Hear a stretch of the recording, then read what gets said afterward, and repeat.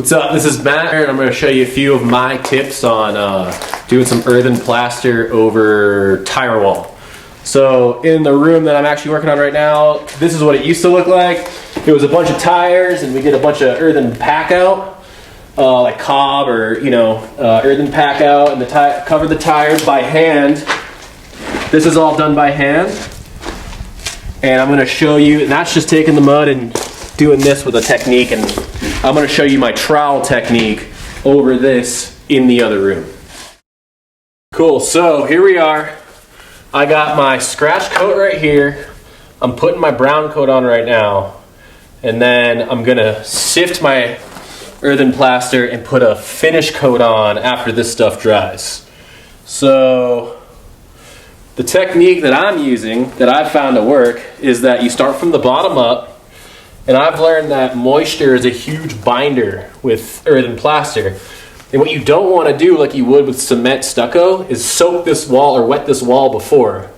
This stuff's just wet because I did a quick pack out up here so I could have a nice, even trowel line. It's just a little bit wet. I'm just being impatient. But so you don't wet your scratch before you put your brown on.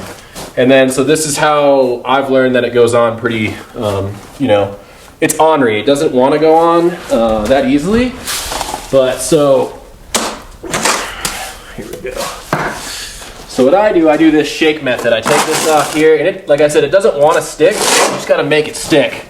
So what happens is, I do this like shake method right here, right?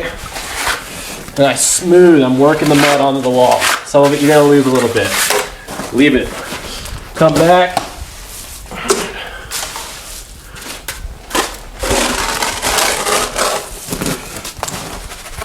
Shake that puppy on there.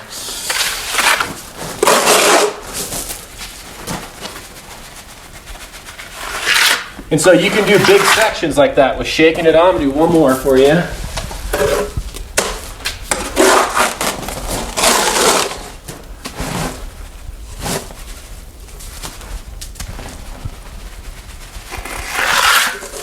See, it comes off. But if you look where it came off, you can see how the moisture grabs into your brown coat, Like you can see where it's coming in. And what I'm trying to do is get this back on, do the shake method on here again. And then once you got this mess here, you're gonna really, like sometimes I put my hawk down and I just go with my pool trowel and I'm just gonna spread this puppy out and really work it into that bottom coat.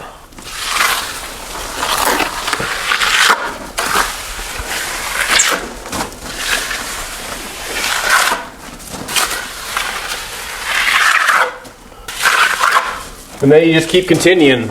So those are my tips. If you guys want to talk about earthen plaster, hit me up. This is my favorite job to do. We can talk about our recipe and our mixes, and yeah, good luck with your projects. Technically, I'm applying the brown coat is what I'm calling it right now. And the mix for this is it's a pre-made product from New Mexico that we bought. We bought a bunch of totes. It's a product they sell as earthen plaster. I'm not sure of the company name right now. I can probably find it out. The next clip is us about 2 weeks later. We're applying the finish coat in this shot here. That is after the wall was completely dried, and it is the same mix, just sifted. We sifted all the pea-sized, down to pea-sized rocks pretty much, as small as I could go without it being a pain in the butt. I have help in this from my lovely partner Goldie, neighbor Pete, not neighbor Pete, but partner Pete and Owner Builders Unite.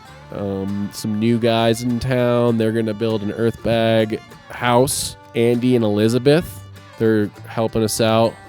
We're just putting on this finish coat pretty thin, about 3/4 of an inch thick maximum, laying it on and trying to smooth it out. What we did after this coat dried was paint an Elise, a clay Elise. It's pretty much you mix clay and water and you make a paint out of it, and you can put stuff in it like mica, and you could even put glitter in if you wanted. we painted a pretty heavy gold micaceous Elise on, and it looks like this as a finish. Thanks, you guys. Owner Builders Unite.